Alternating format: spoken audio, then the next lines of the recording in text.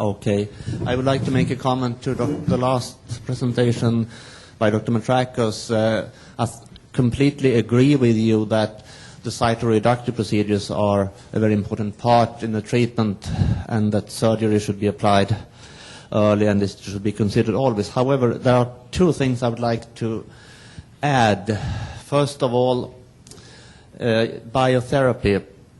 We are very pleased about the PROMID study that showed that somatostatin analogs have an antiproliferative effect. However, in Europe and especially in Sweden, we have a long experience with alpha interferon in the treatment of patients with small bowel carcinoids, and I think it's important to stress that alpha interferon has a very good antiproliferative and anti-tumoral effect, as well as an anti-symptomatic effect in these patients, and I think that they should be a very important part of the treatment of these patients, and alpha interferon should be applied early, especially in patients with metastatic small bowel carcinoids.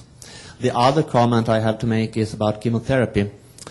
Of course, it's correct that chemotherapy is important in treatment, but the highly aggressive tumors may be the only option, but as well, chemotherapy is important in treatment of highly differentiated patients with, for example, pancreatic endocrine tumors. We have used streptozotocin-based chemotherapy in these patients for many, many years with great success. And as I will come to in my presentation about lung carcinoids, also in these patients with intermediate or highly differentiated tumors, chemotherapy may have an important part and also can be efficacy. Thank you. I agree 100%. It wasn't meant to be all-inclusive. You know, it was just a set of framework for everybody else's talk and to follow. I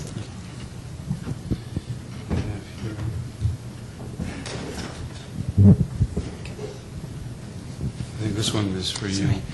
I'd just like to make some comments about the problems in pathology. I know from attending the NANETS meeting where I first became aware of the proposed, well, at least American system for pathology, and it was well discussed in that meeting that there is considerable disparity. There's some quite significant disparity between the European formulations and the American formulations.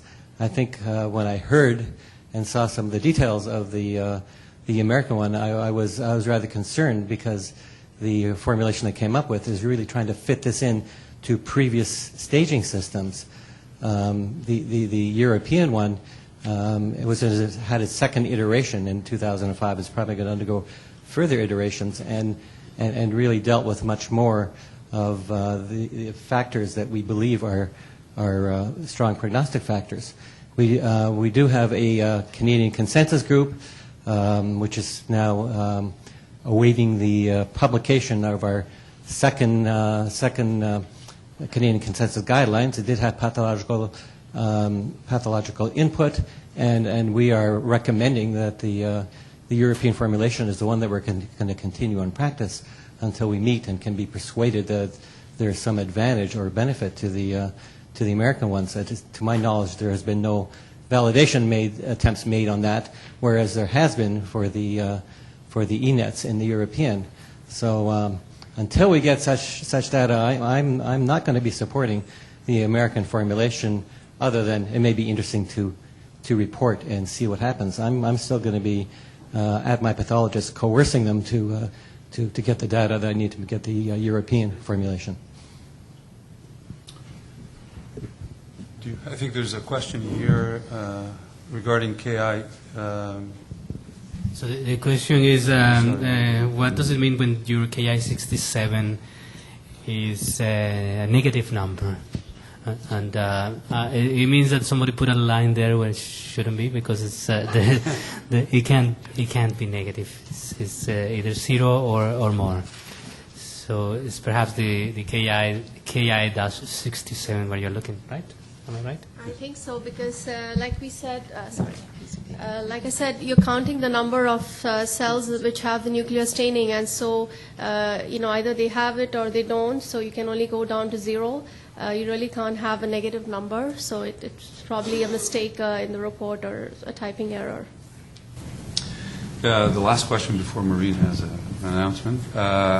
It's to me, what's your position on repeating a biopsy? Do you use old tissue from the initial biopsy, or do you get new tissue after years of the diagnosis? And it really all depends on what the state of affairs are. If there's been a change in the behavior of the tumor, that maybe is worthwhile biopsying. If nothing's really changed, then I think that we can go with what we've had in the past in terms of tissue. Maureen, do you have a...